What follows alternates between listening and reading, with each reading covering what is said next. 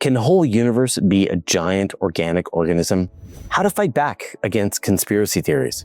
Which astronomical events do I anticipate the most? And Q&A Plus, who would I interview from entire history given such a chance? All this and more in this question show.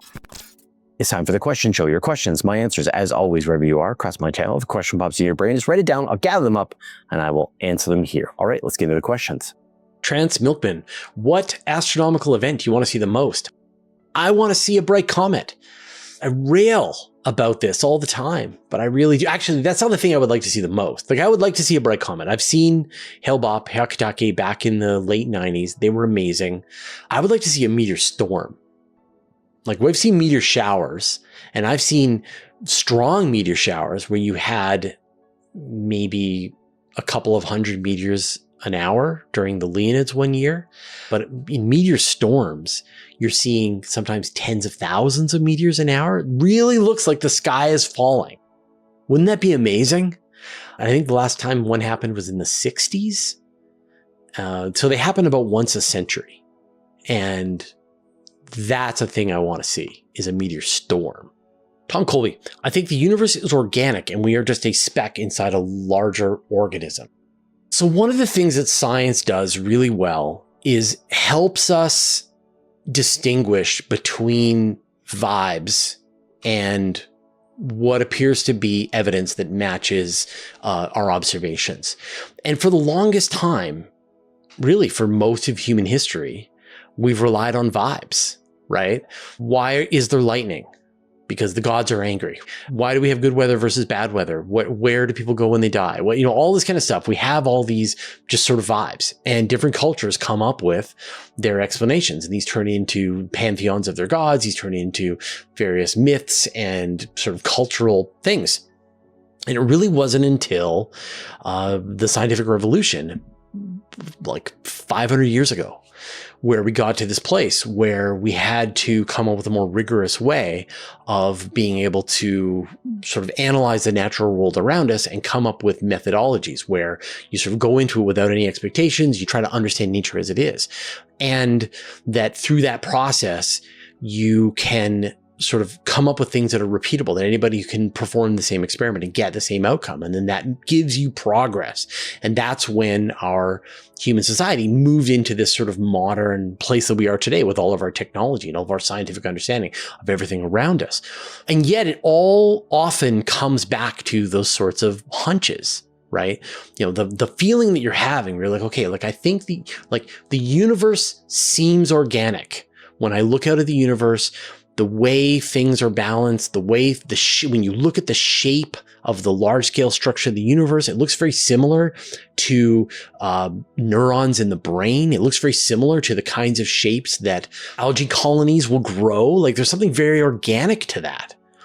And so that's the hunch. That's the sort of the eureka moment, right? Where you're going like, maybe this is like the nature of the universe. This is some aspect to the way things work. And up until 500 years ago, that's where people stopped. Someone would go like, I think the universe is kind of organic, right? And someone would go like, yeah, you're right. And then 100 years later, there's like some kind of sort of cultural awareness. It's just been locked in. And what science does is says, okay, great. But now you have to prove it. Now you have to find evidence that matches what you're saying. If the universe is organic, what does that mean? What things can you observe that would tell you that it is organic versus the things that would tell you that it's not organic? And then if you find those things, can you use it? Does it have any explanatory power? Can you explain some of the aspects of the universe, some of the mysteries of the universe using this theory in a cohesive way? Can you make new predictions about the universe? Can you explain it in math, so that people can actually sort of make these predictions very rigorous? And so I think whenever you have these sorts of thoughts, you want to try to approach it in a scientific way to say, okay, how does this explain the universe? What would I see if this was true? What would I see if this was not true? How would I disprove my theory? And keep going with it. And this is what leads to a fascination with science. And this can lead to a whole career for you. So, go with it, man. But do it right. Richard Louis Pierre, since looking out means looking back in time, isn't it possible that light from sentient worlds just hasn't reached us yet? Yeah, of course. But that just means that the universe is more sparsely populated than people had originally expected. And so if the nearest civilization from us, when you think about the kinds of impact that a really advanced civilization could have, like if they've had billions of years of technological advancement before we came along, they could have a very large impact on their galaxy. That's why people are always talking about looking for, say, type 3 civilizations where they're rearranging the stars in their galaxy, like the kinds of things that would seem very obvious. We would see stars covered in Dyson spheres, and then we would see an expanding group of Dyson spheres. That's the kind of stuff that you would expect to see really far away. We don't see any of that. We just see what looks like wilderness in all directions. So that would mean that if they're out there, then they're very far away. Robin Hanson, we talked about the Great Filter. He has also proposed the grabby aliens hypothesis. He assumes that some technological civilization is going to try to gather up as much space as it can. It's going to send its probes out at close to the speed of light and colonize star system after star system and make physical changes to the star systems in a way that is obvious to us as an observer. And so we would look out into the universe and we'd see, the way you would look across the landscape and see there's the place where the city is and there's the place where the forest is. The forest and the mountains, that's the nature. And then there's the city, which is the evidence of an advanced civilization. We look out into the universe and we see the space equivalent of the forest versus the cities. And the fact is that we don't. We just see forest when we look out. Dark forest. So we just see forests and mountains out in the universe, metaphorically speaking. And so then the question is, Hansen says that because these civilizations are going to be expanding at roughly the speed of light, like just shy of the speed of light, we won't see those civilizations until they sweep past us. Suddenly, before we saw wilderness, then boom, civilization. We're now in a city. In a space city. And that because we don't see them, you can use that to calculate how far away those civilizations are. And his point is that those civilizations are most likely tens of millions, if not hundreds of millions of light years away from us. So we're not going to see them for tens of millions, if not hundreds of millions of years before their civilizations sweep past us and start to fill up the universe. There's a great video on YouTube by Rational Animations talking about grabby aliens, and they just do a terrific job of explaining the process and sort of the thinking process. I have, issues with the grabby aliens hypothesis, but in general, I really sort of enjoy that as an explanation. I've also interviewed Robin Hanson, so if you want to sort of hear his take on it directly, if you just do a search on my channel, you'll find it's like an hour and a half long conversation with him, and he's great. Like he's a very funny guy, very quick, lots of ideas. Many I disagree with. People think I was a little hard on him. But anyway, check that out here on the channel.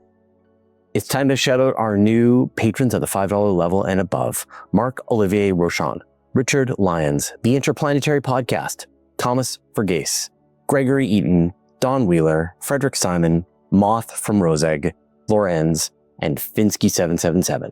Join our club at patreon.com/universe today. Sean 12, do you get frustrated with the growing popularity of the wacky conspiracy contrails controlling weather, flat earth, the jab, etc.? Yeah, I mean, this tends to trigger a rant in me. And so I just get sad. I just get sad that science is is a methodology that works really well, that has given us a ton of benefits in our society. And there's this kind of war on expertise right now. And it's not just science, it's just kind of everything. It's policy, all kinds of things. People are railing against expertise. And, at the heart of it, I think there's some legitimate concerns. There's an accumulation of power.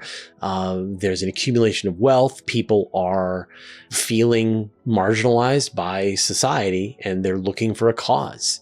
They're looking for a reason why. And people are able to redirect. People are able to prop up the causes, and science happens to be one of the things that has been propped up as one of the causes for the problems that people are experiencing. And so it's caused a real sort of aggression towards science.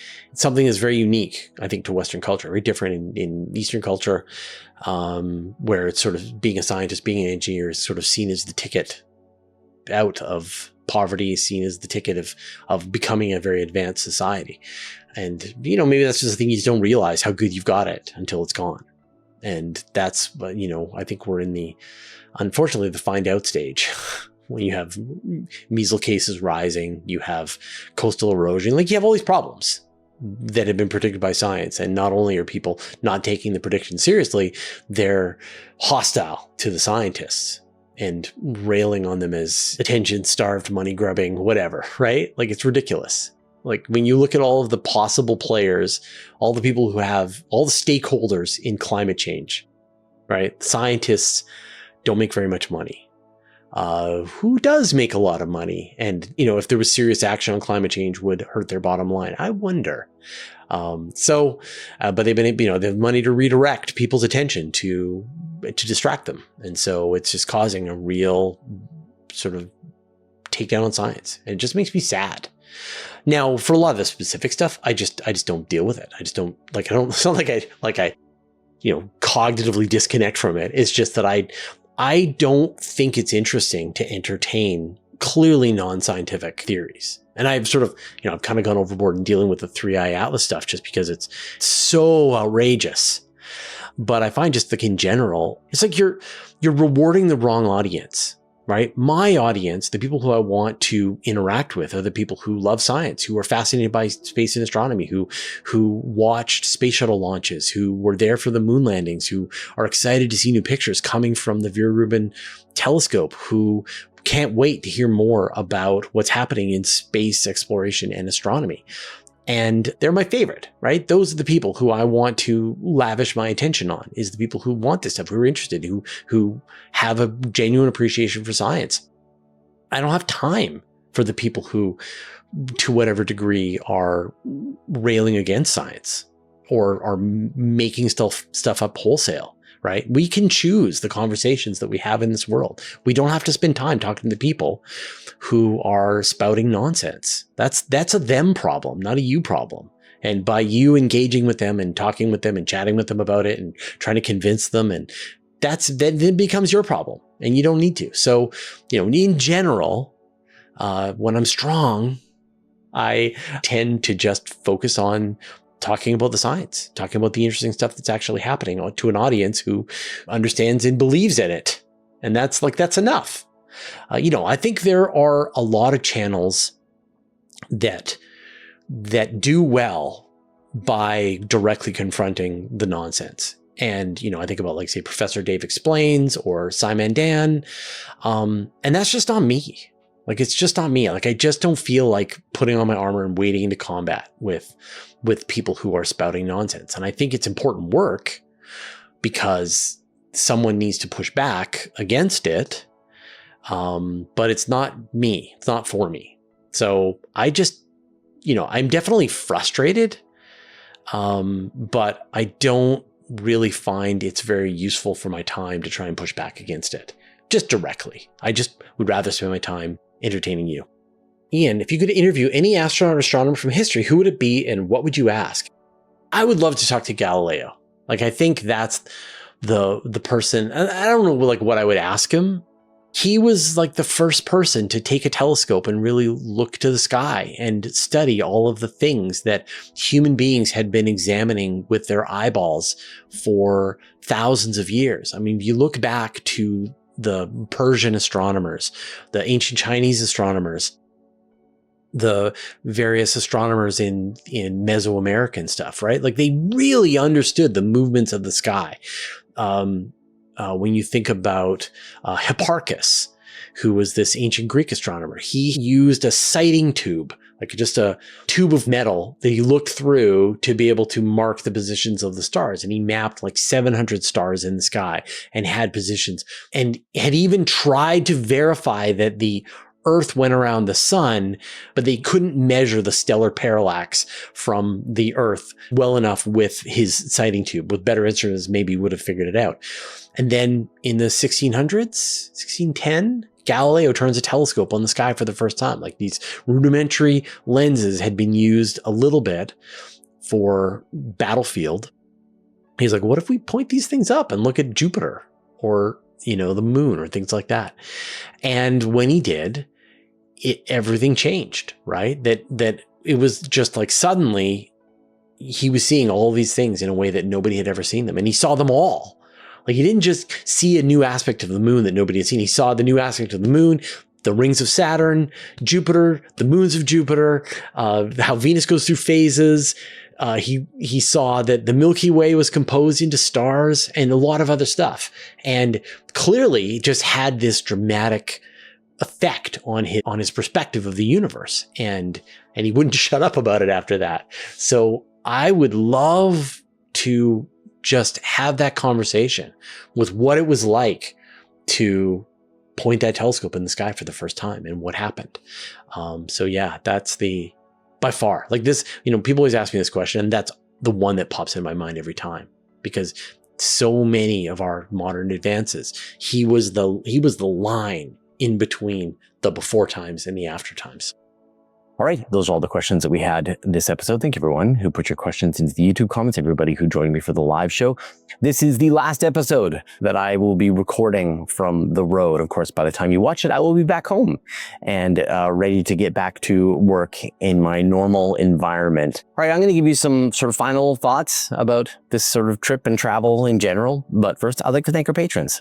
Thanks to Abe Kingston, Barely Griffin, Brian Bodie, Carabin, Chuck Hawkins, Commander Bielak, Sign Elson, Darkfinger, Dave Veribach, David Gilton, David Matz, Evan Pro, Greg Feely, James Clark, Jeremy Mattern, Jim Burke, Jordan Young, Josh Schultz, Marcel Switz, Michael Purcell, Nordspace, OneStepForAnimals.org, Paul Roebuck, Rank Haidu, Richard Williams, Sean Sargent, Stephen Fowler-Munley, Team 49, Telescopes Canada, and Wolfgang Klotz, who support us at the Master of the Universe level, and all our patrons. All your support means the universe to us.